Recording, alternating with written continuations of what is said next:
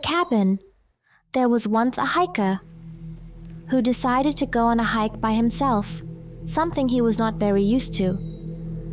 The whole day was normal. Trees and bushes engulfed his surroundings. He enjoyed being outdoors in the mountains. Nothing seemed strange to him. That was until he was making his way back to his car. He figured an 8-hour hike was good enough. The sky was already getting dark, and he needed to get back fast.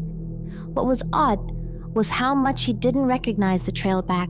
The realization hit him like a punch to the gut. He began to panic. He was lost. Panic crept in as the light dimmed around him.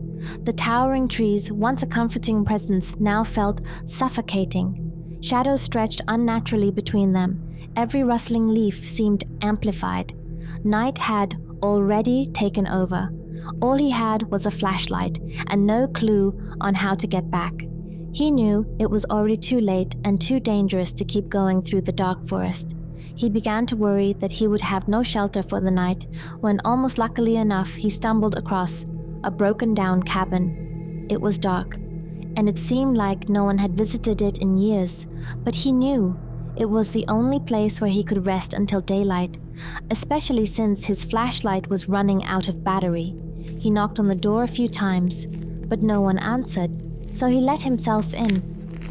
And strangely enough, a perfect bed, fitted for one person, awaited him in the center of the room. He knew that if the owner came back, he could explain himself. He was sure the owner wouldn't mind, or was even probably dead. So he went ahead and got himself comfortable in bed. As he tried to sleep, he couldn't ignore the collection of paintings around the room, portraits of strange-looking people, all peering at him, each wearing a smile that sent chills up his spine.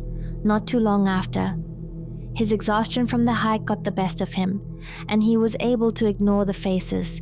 The next morning, he got up early and was shocked to see that there were no paintings around the room, but windows.